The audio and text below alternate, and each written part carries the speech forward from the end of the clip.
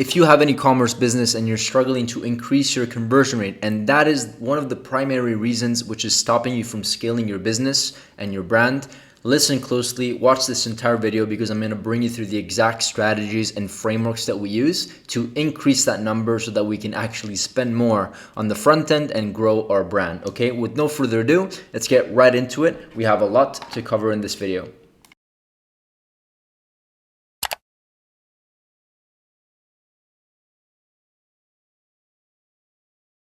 Cool. So in this video, I'm going to talk about, as you can see the title, how to increase conversion rate for your e-commerce brand. Now, all the principles that I speak about in this video, of course, also in my other hundreds of videos that I've recorded so far, are just purely based on personal experience. I'm just telling you this if you're a new viewer because, there's a lot of people that talk a lot, but the things that I mentioned in my video are just purely a documentation process where I could just share my experiences, and based on my experience and after working with over 100 brands, this is what I've learned when it comes to increasing conversion rate. So this is just an example of a client that we brought them from 1.2% to like 2.45%, quite fast. And there are many different ways to actually get these results and double your conversion rate, right? Now, but before we do that, we need to understand the principles of conversion rate, what we need to look at before determining whether your conversion rate is low or high, because everybody thinks that just 1% conversion rate is low, 2% is okay. That's what most people say, but it actually doesn't make sense just to look at conversion rate. We need to look at the entire business together and see if the economics make sense, right? And then we can analyze whether the conversion rate is perhaps the thing that we need to worry about. But if you're in this video, that's probably the case. So let me just shut up and move on. Now, let's understand principles of conversion rate first before I dive deeper. As you can see, I have many different principles to cover over here. I'm going to go through one by one. Let's just call them strategies that we use. But understanding the conversion rate proportions. As I say here, even if your conversion rate might seem low, it could perhaps make sense based on your average order value. The conversion rate can be judged if compared to your average order value over a pretty long period of time. I would say at least 30 days. You can't just judge conversion rate based on 1, 2, or 3 days, which surprisingly enough, that's what a lot of people say, like, oh, today the conversion rate was like 1% and yesterday it was 3%. What's wrong with my conversion rate? Sometimes Shopify businesses, e-commerce businesses, e-commerce brands have some fluctuations. It's how business works, right? So you have to look at least 30, 60, 90 days to really evaluate your conversion rate before doing really anything else. Now, you can do week over week comparisons. That's probably enough. So a 7-day window at least is required to make inferences based on, okay, I think the conversion rate went down. But we also need to understand market principles and conditions, because I'll give you an example.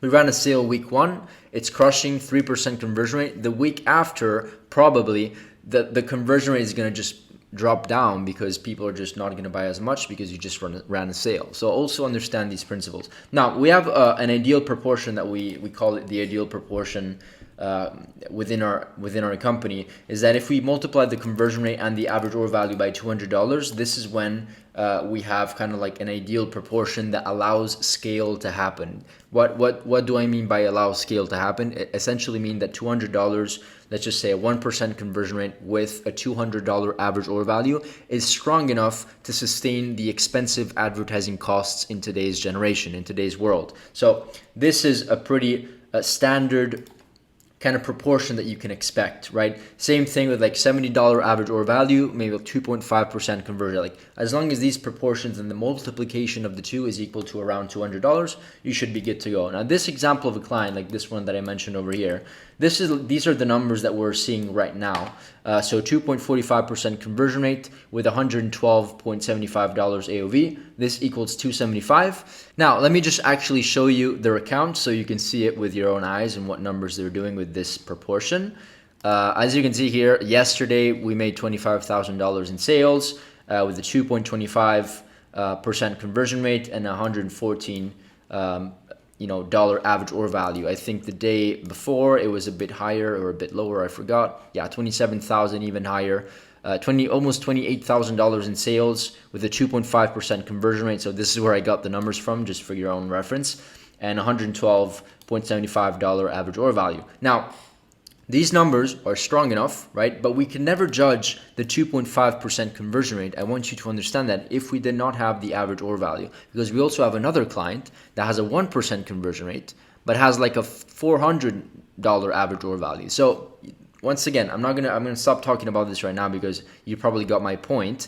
But understand this before judging and analyzing your conversion rate overall. Okay, now I'm going to talk about like 3 or 4 principles.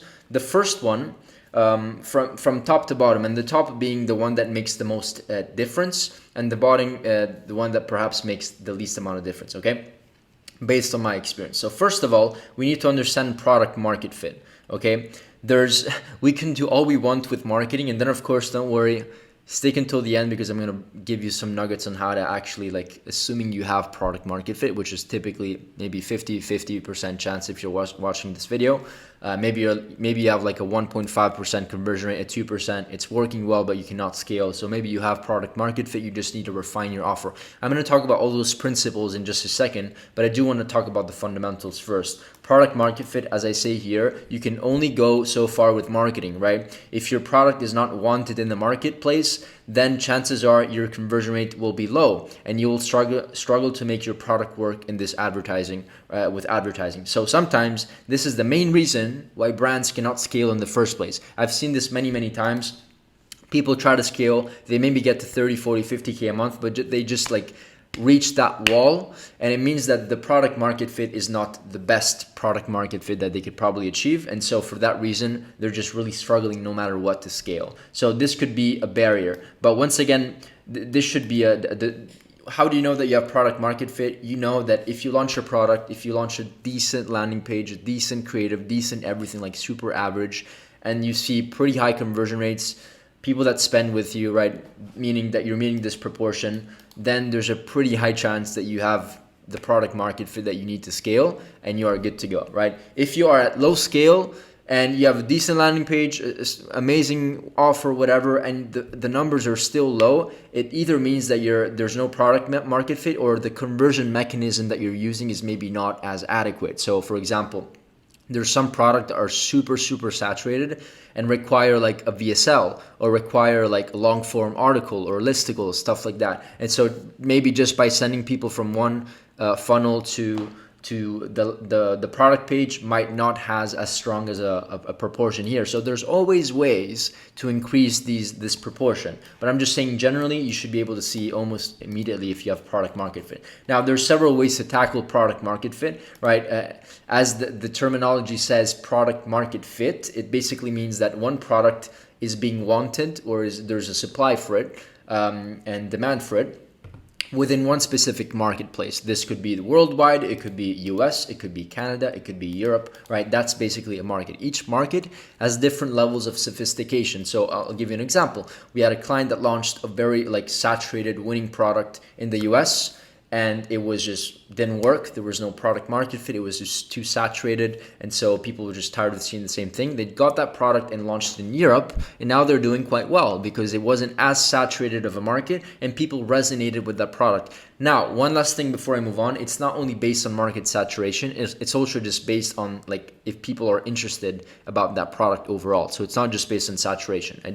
I just gave you an example of what product market fit could mean, right? And so there's sometimes, this, we can find the solution here, but sometimes maybe because it's a very competitive product, we need to kind of like understand that product market fit could also be kind of like stimulated or improved by addressing multiple different angles. So I'll give you an example. If this AirPod, and everybody is selling this AirPods with like the advanced technology that it has, and everybody's tired of promoting that, maybe you can promote the same product by saying, no, it doesn't only have the technological advancements, but it also has XYZ, or it's also convenient. So you sell it to, I don't know, people that like to jog and athletes, and say, what is the best way to keep your mood going up while you do your athletic whatever exercise and you start running, is this, because it's small and convenient and it has the best tech in the world, right? So you understand how I'm shifting angles.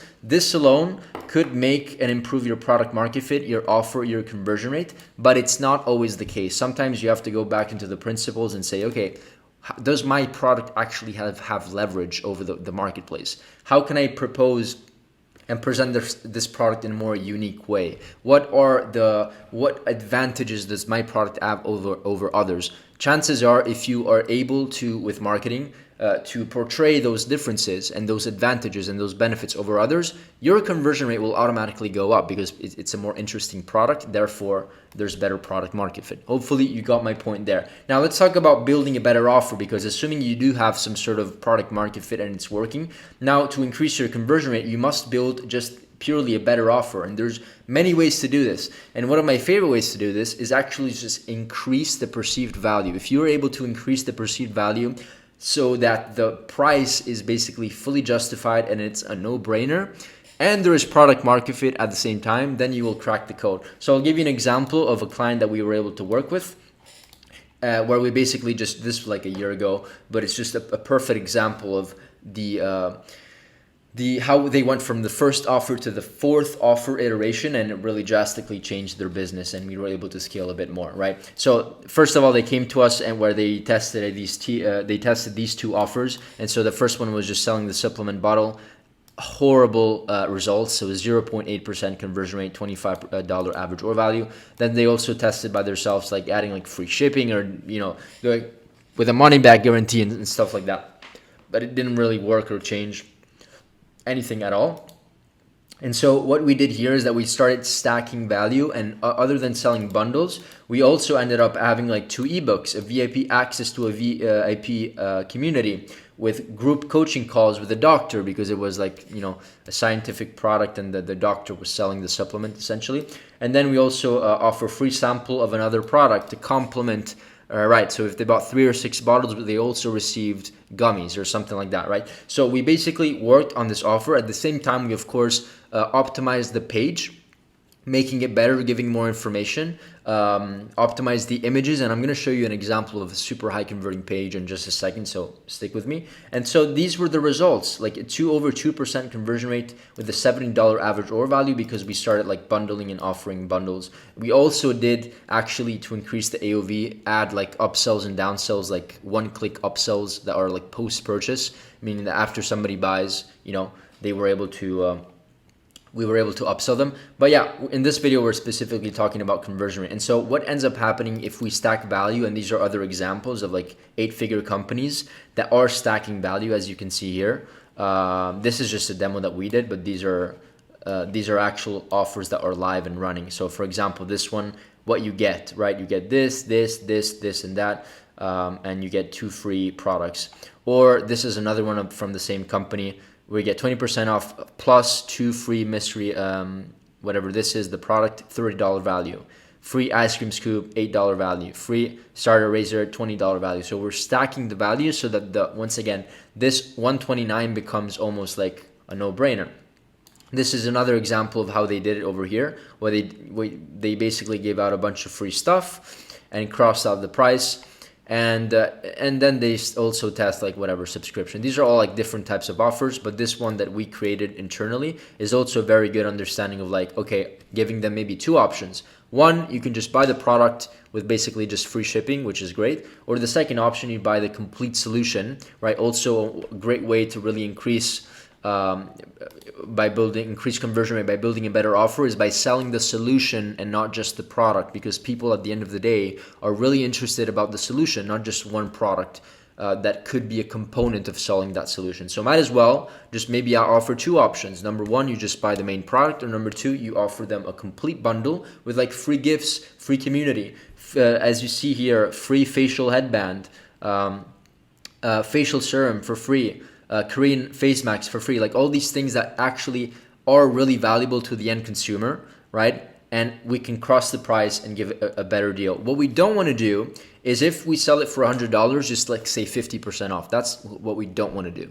That's not increasing value. That's just cutting your price, and you lose margin, and you cannot scale if you lose margin. So we want to stack and increase the value so that we can increase the price, increase the conversion rate, and still maintain a very healthy margin. Okay, hopefully this makes some sense. Let me know if you have any questions on this. But ideally, the 8-figure brands, essentially what they do is, sure, they test a bunch of creatives, but they test a bunch of offers at the same time. So this company over here is that, they're doing 8 figures, and I think they're testing around 6 to 8 offers at any given point in time.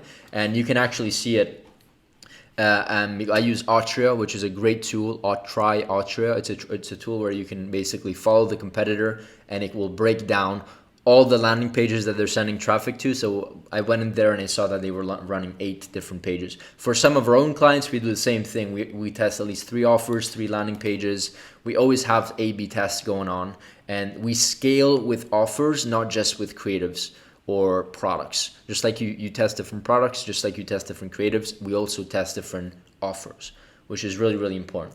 And so it makes scaling a lot easier, and it increases conversion rate, because you'll always find the winning offer that will have higher AOV, higher conversion rate, and it will allow you to scale more on the front end. Okay, now let's talk about optimizing offers. I'm going to show you this page in just a second, but overall, this is the next thing that matters. It doesn't matter as much as like the main offer, because we've seen like shitty landing pages that have good product market fit and a great offer, and it just works. Nothing complicated about the landing page, but it just worked for them. So the next thing I would say, which is still really, really important and can make a pretty significant impact, not as much as the other things that we spoke about, but pretty significant, is really structuring a good landing page. So these are kind of like some sections that we recommend having, like a top section, optimized top section.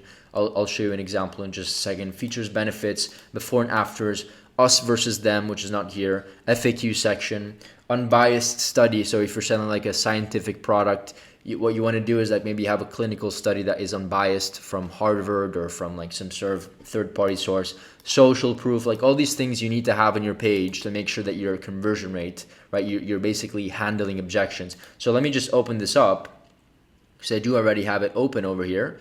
Over here. This is basically the landing page and the company, Scandinavian Biolabs. And so, whoops, let me just put at 80%.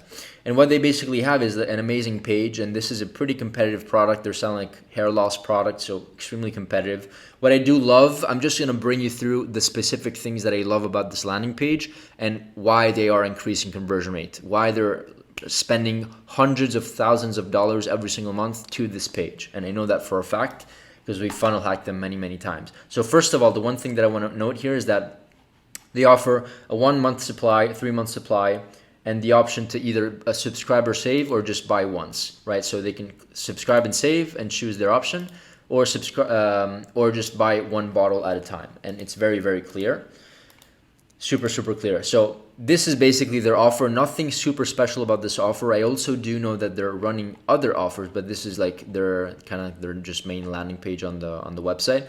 What I do like about this, of course, reviews, clear section.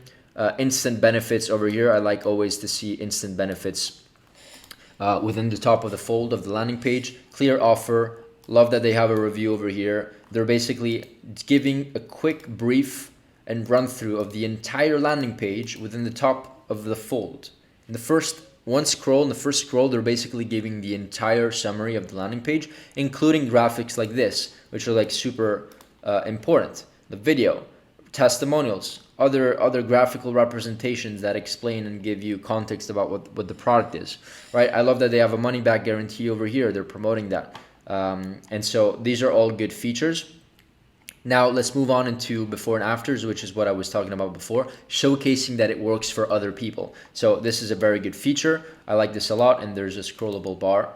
Very, very good. And they also have some, fuller, stronger hair, some kind of direct benefits from each customer, which is very, very good. And the before and afters are really kind of like clear. Yeah, you got the point. Next thing is a clinical study that is unbiased. So clinical studies, they also have a full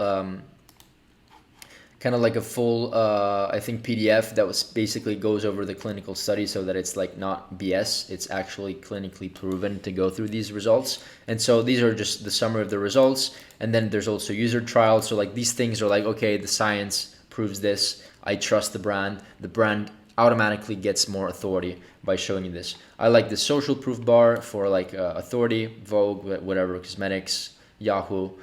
all the features and the news. And then we have a more scientific approach, not scientific, but like kind of like the ingredients, right? So something that is really important, but is maybe not something worth mentioning immediately, because the first thing people care about is results. Can this product actually solve my problem? If that is not addressed, and you don't show proof and case studies and testimonials, and you don't start gaining authority within the top of the fold, the first couple of scrolls, anything that you showcase doesn't really matter. So these things are really important to showcase, but they should be showcased after, like they're doing over here. And you can also see the full list of ingredients, stuff like that. And then I love how they're showing like graphical representations of of how the product actually works within their scope. This is very good. And then they top it off with this like money back guarantee, and of course a bunch of FAQ sections. This is completely underrated. You should always have 7 to 15, maybe even more depending on what you're selling, FAQ, frequently asked questions, within your landing page, and this will help you get you through a bunch of hurdles with support. You get less tickets, and you actually answer all of the objections that people, or most people, have when they scroll on your landing page. This is a very good guarantee. If you don't see the results in 150 days, we'll refund you. Very, very simple. And then they have a bunch of reviews. Amazing. So this is why this landing page is very clear. It's very simple. They have very good graphics. The perceived value of the page is there. Everything is, I'm able to justify the price based on what I'm getting and what I'm seeing. And I love it. I really like this page. We actually, some of the time we actually go and study these pages so that we can just not copy and paste them, but copy and paste the framework, and we can implement it for our clients. So these are the reasons and the top things that actually make a difference with conversion rate. Optimizing your page, making sure it looks good, making sure you have the good sections within it. Split testing always your offers. Make sure that you have value stack. Make sure, once again, that you actually promote a product or an offer that solves you promote your offer in a way that solves an entire solution that typically helps with conversion rate, and also value stack and increasing perceived value, as I said before. And then of course, make sure that you actually have product market fit. And if you're struggling with that, fix that before thinking about all of the rest, because these are like really, really important aspects, but they're only going to work if you have some decent product market fit, or else it's going to kind of be just hard to do anything. And then make sure that you save this proportion. It's really, really important to have this in mind so that you can analyze and see if the conversion rate is actually decent, bad, good, below average, above average. And this is good for scaling. $200 is good for scaling. Okay, let me know if you have any questions. Hope this video was valuable, and see you in the next one. Bye.